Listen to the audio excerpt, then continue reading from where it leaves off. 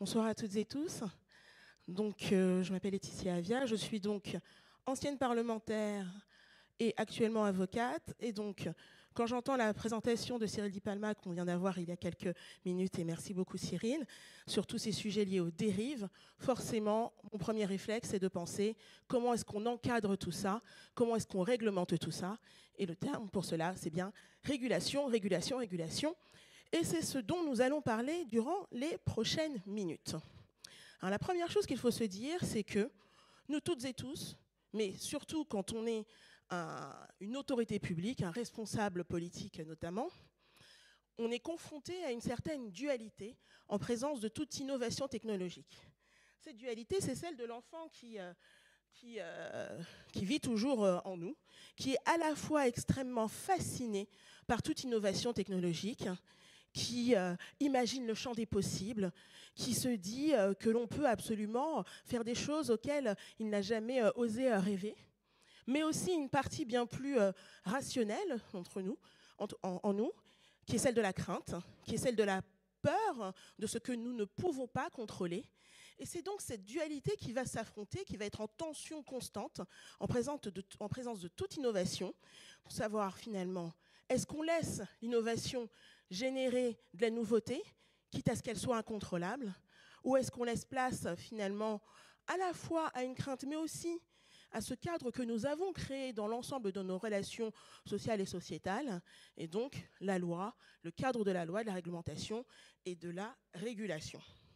Alors je vais vous prendre un petit exemple pour illustrer cela. Facebook, appelé aujourd'hui Meta. Comment est-ce qu'on arrive de cette première image 2004 de ce jeune homme devant un ordinateur et de nombreuses bouteilles vides de soda à 20 ans plus tard, une des auditions devant le Sénat les plus suivies au monde, tellement le sujet de la régulation des réseaux sociaux est devenu un sujet premier d'actualité et de discussion et de débat public. Avec, entre-temps, en 2020, innovation, une tribune publiée par le créateur lui-même de Facebook, Mark Zuckerberg, qui demande plus de régulation. Eh bien, tout cela a suivi un cheminement qui est celui que l'on va retrouver systématiquement pour toute innovation qui mène à une régulation. Tout d'abord, on commence, je vous le disais tout à l'heure, par une phase de fascination. On a une bande de jeunes, ingénieurs, geeks, tout ce que vous voulez, qui, dans un bureau, sont en train de créer ce nouveau produit. Tout le monde est fasciné, on adore, on suit cela avec des yeux émerveillés. On entre dans la zone de non-régulation. Ce produit est nouveau, il n'existe pas, personne ne pense à l'encadrer. De toute façon, il n'y a pas de règles sur ce qui est nouveau.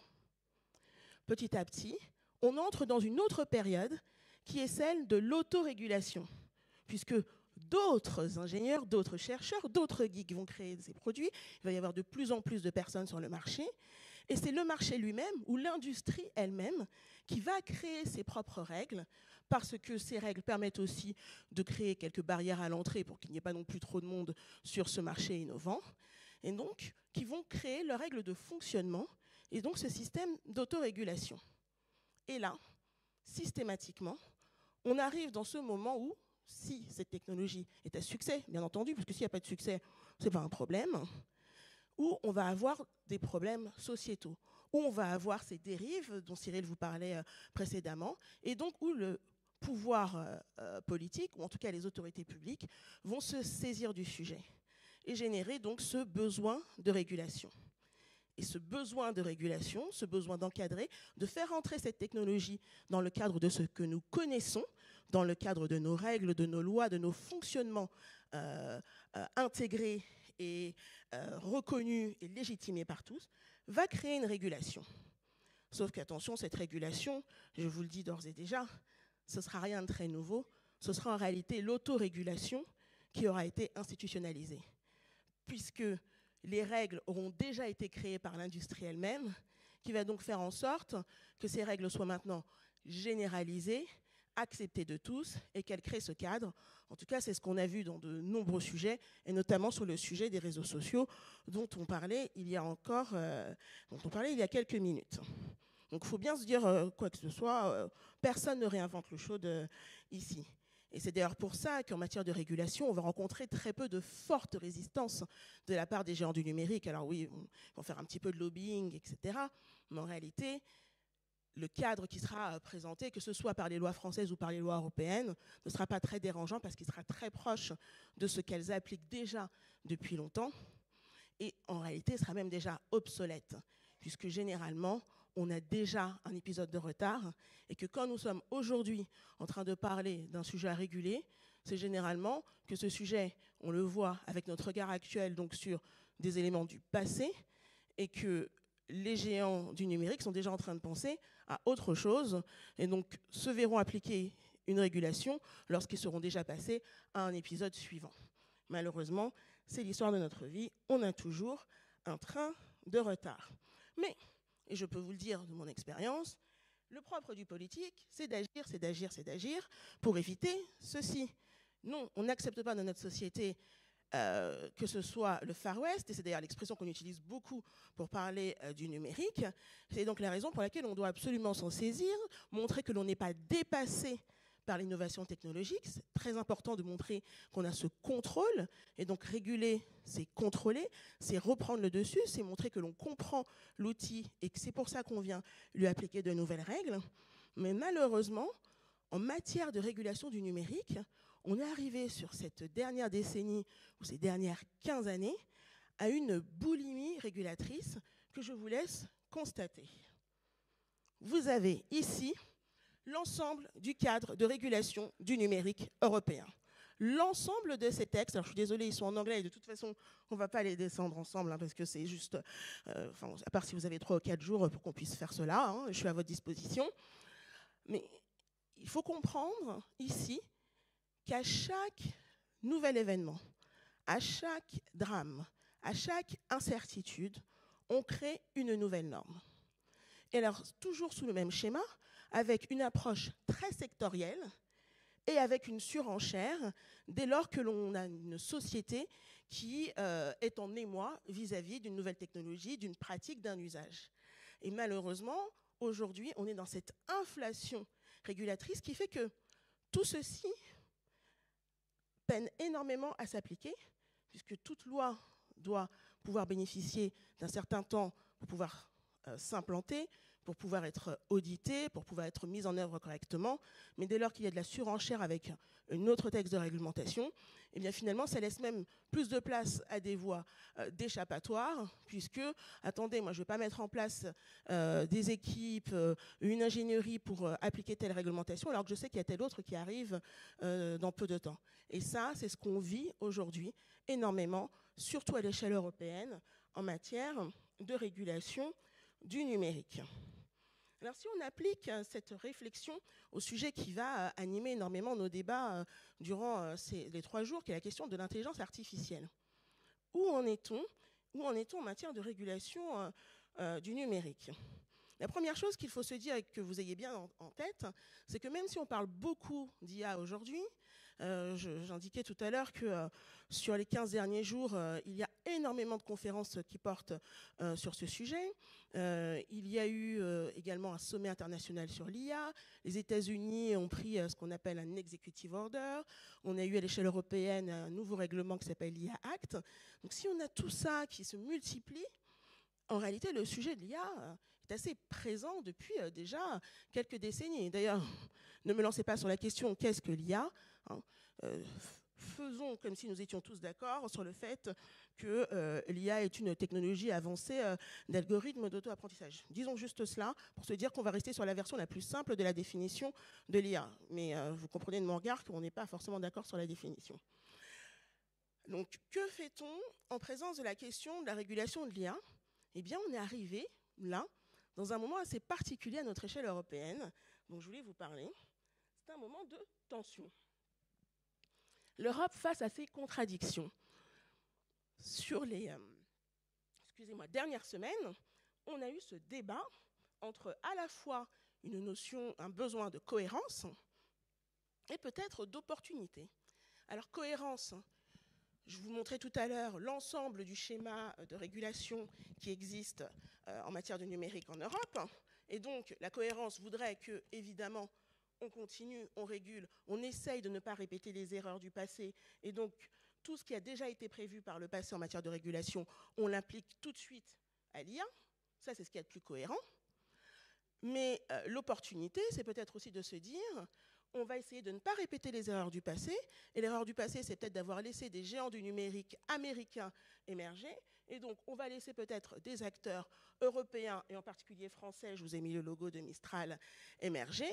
Et donc, on va éviter de réguler, puisque l'objectif, c'est de pouvoir créer un géant européen, voire français, du numérique.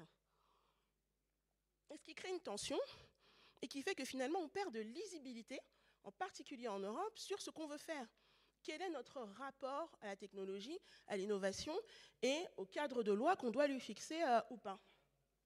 Et à cela, moi je dis, en fait, la question que l'on doit toujours se poser, c'est pas tant comment est-ce qu'on régule, etc., mais c'est pourquoi est-ce qu'on régule? Pourquoi faut-il créer un cadre? Et quel est le cadre de ce cadre? Est-ce qu'il s'agit juste de mesures à mettre en œuvre partout? Et tant pis si tout cela n'entre pas dans une architecture des plus compréhensibles.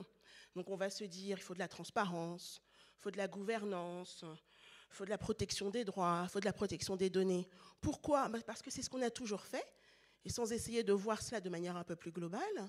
Ou est-ce qu'on entre dans une approche un peu plus poussée des choses en se disant que la régulation, elle vise d'abord à lutter contre les dérives, qu'elles viennent des acteurs privés comme des acteurs publics, et gouvernements en premier lieu, voire encore, on dépasse encore l'étape suivante, qui est de se dire que la régulation, elle a pour visée de créer notre contrat social numérique. Et une fois qu'on se pose cette question, et si on commence par se poser cette question essentielle, c'est de là ensuite que peut résulter une régulation qui sera cohérente et qui fera qu'on ne sera pas dans cette course effrénée, à chaque fois qu'il y a une nouvelle technologie, à se dire est-ce qu'on y va, est-ce qu'on n'y va pas, est-ce qu'on a un acteur français, est-ce qu'on a un acteur allemand, ah maintenant on n'a que des acteurs chinois ou américains, allez c'est bon, on y va. Et c'est ça qui fait qu'on sera peut-être aussi, j'espère, pris au sérieux. Alors je voudrais terminer avec une réflexion que je voulais vous laisser, et je n'apporterai donc pas de réponse à cette réflexion, mais est-ce que, en régulant, on peut parfois trop réguler? Alors vous allez me dire, mais où est-ce qu'elle va avec cette image? J'y arrive. En voulant réguler, on va vouloir protéger notamment des droits. Je vous prends un exemple très simple en matière d'IA. L'IA repose sur des mécanismes, disons, d'apprentissage qui nous permettent de construire des modèles pour pouvoir anticiper et prendre des décisions. Partons sur ce schéma très simple d'IA.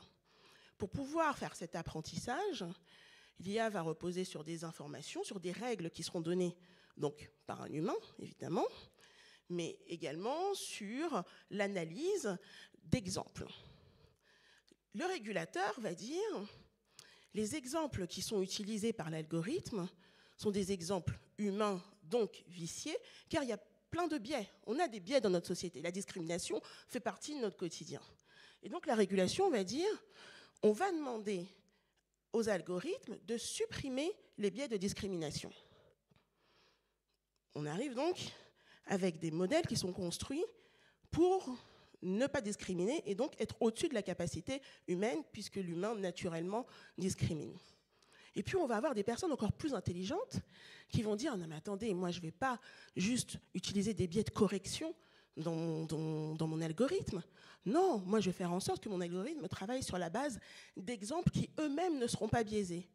Et donc, je vais demander à ma technologie de créer ses propres exemples qui seront exempts de biais. C'est-à-dire ce qui n'existe absolument pas à l'échelle humaine. Et donc là, on va avoir des algorithmes qui vont pouvoir fonctionner, créer, anticiper et créer des modèles à la Usain Bolt, sauf que ce ne seront pas des êtres humains, ce seront de vraies machines, là, pour une fois. Et alors, dans tout ça, il est où l'humain? C'est pas la bande de mecs là derrière. Hein. Ça, disons que ce sont les algorithmes qui sont un tout petit peu moins performants et qui fonctionnent encore sur la correction des biais. L'être humain, moi, je peux vous dire où il est. Il est encore sur la ligne de départ. Donc, gardons bien en tête réguler, c'est bien, protéger les droits, c'est bien, mais si on en demande plus à la machine que ce que l'humain est capable de faire, il ne faudra pas s'étonner d'avoir des machines qui sont au-dessus de l'homme. Je vous remercie.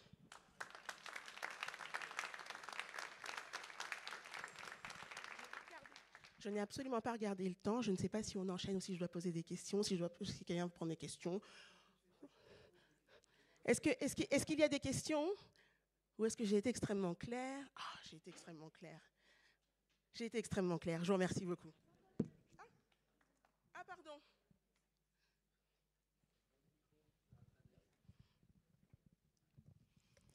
Oui, tu as été extrêmement clair, mais j'ai une question sur justement l'acte européen. Est-il capable d'anticiper et qu'est-ce que tu vois se profiler ou il ne le sera pas du tout? Je pense que l'acte européen est défectueux dès son origine. Parce qu'on n'a pas su se poser les bonnes questions et parce qu'on a fait cet acte en pensant justement d'abord aux mesures avant de penser à l'objectif. Et d'ailleurs, il y a eu, je ne pourrais pas dire, sur le mois de décembre, ne serait-ce par exemple au moins une dizaine de réunions qui étaient des réunions techniques.